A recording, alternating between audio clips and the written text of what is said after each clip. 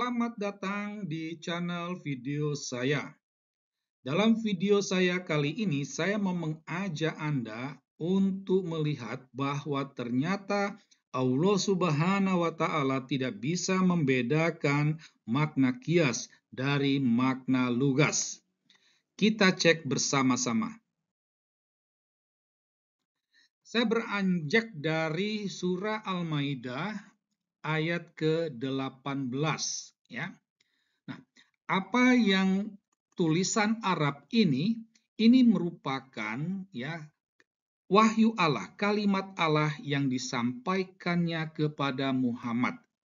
Jadi umat Islam sangat yakin, ya, sangat yakin itulah kata-kata Allah yang disampaikannya kepada Muhammad. Nah, sedangkan paling bawah itu adalah terjemahannya, ya.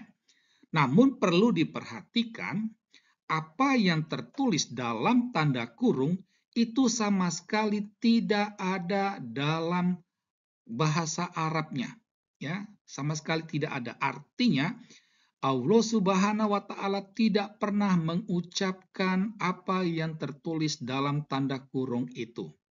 Nah, perlu diperhatikan, di sini saya bukan mau menafsirkan wahyu Allah.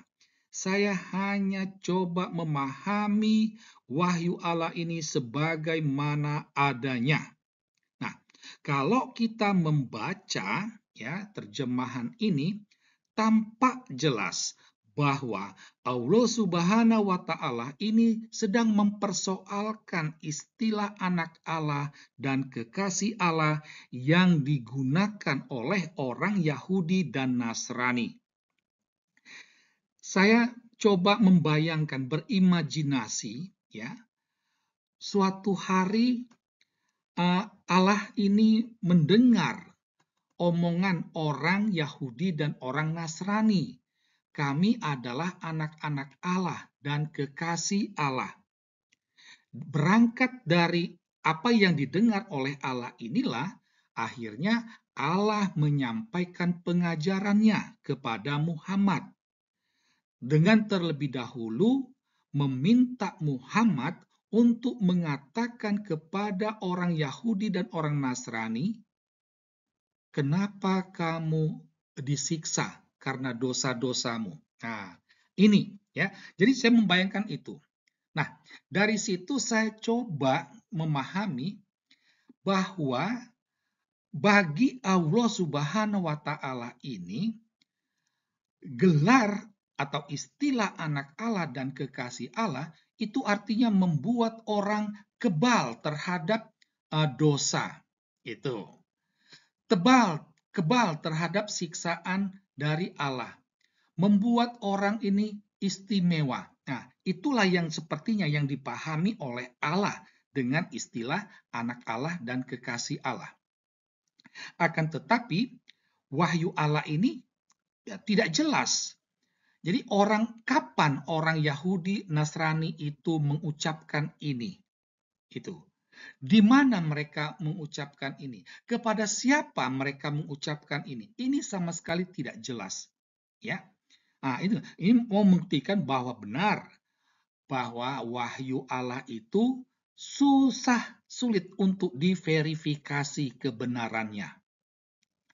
Namun yang menarik di sini adalah tampak jelas bahwa Allah Subhanahu wa Ta'ala dia tidak paham atas pernyataan orang Yahudi dan orang Nasrani tersebut. Kita ulas bersama-sama. Nah, anak Allah dan kekasih Allah yang digunakan oleh orang Nasrani dan orang Yahudi ini merupakan makna kias, ya, yang mau menunjukkan gambaran relasi Allah dengan manusia. Ya.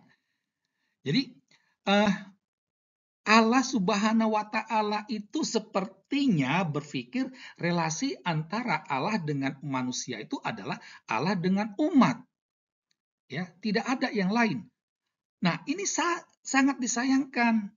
Dalam tradisi orang Yahudi dan Nasrani, relasi Allah dengan manusia itu tidak hanya sebatas Allah dengan umat. Ada banyak penggambaran dan ini merupakan makna kias. Ya, itu makna kias. Jadi kalau kita membaca dalam Alkitab atau Taurat, kita menemukan ada begitu banyak penggambaran relasi Allah dengan manusia. Misalnya, Bapa dan anak. Bapa Allah itulah bapaknya, sedangkan manusia adalah anaknya. Suami istri, pokok dan anggur, ya, bahwa Allah itu adalah pokoknya, sedangkan umat manusia itu adalah ranting-rantingnya. Ladang gandum, gandum itulah manusianya, pemilik ladang itulah Allahnya. Gembala dan domba, raja dan warga kerajaan, dan masih banyak contoh ya penggambaran relasi Allah dan manusia. Untuk anak Allah, ini mau menunjukkan gambaran relasi antara Bapa dan anak. Sedangkan kekasih Allah itu menunjukkan relasi suami dan istri. Allah adalah suami, sedangkan manusia itu adalah istrinya. Ya wajar dong kalau dikatakan kekasih. Nah, dari sini tampak jelas ya bahwa Allah salah paham. Maka kesimpulan yang dapat kita tarik dari wahyu Allah dalam surah Al-Maidah ayat ke-18 ini ya adalah bahwa Allah Subhanahu wa taala salah memahami pernyataan orang Yahudi dan Nasrani. Jelas itu. Jelas sekali. Mengapa Allah salah memahami? Karena apa? Karena Allah itu memahami kata-kata kias secara lugas. Ya jelas, pasti salah. Itu. Jadi orang Yahudi Nasrani itu ngomong menggunakan kata-kata kias tetapi ditangkap oleh Allah Subhanahu wa taala secara lugas. Ya jelas kan tidak nyambung. Jadi di sini tampak jelas kalau Allah Subhanahu wa taala itu bodoh, ya. Itu. Dia tidak memahami, tetapi dia berusaha memahami dan apa yang dia pahami itu salah. Nah, ini kan bodoh itu. Nah, apa memang benar Allah Subhanahu itu bodoh? Nah, ini pertanyaan bagi umat Islam.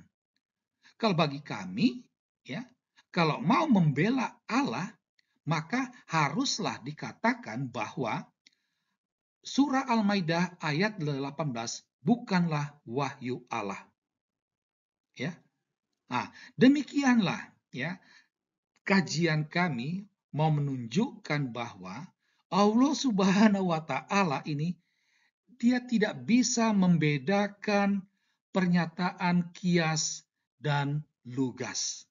Sekian dan terima kasih.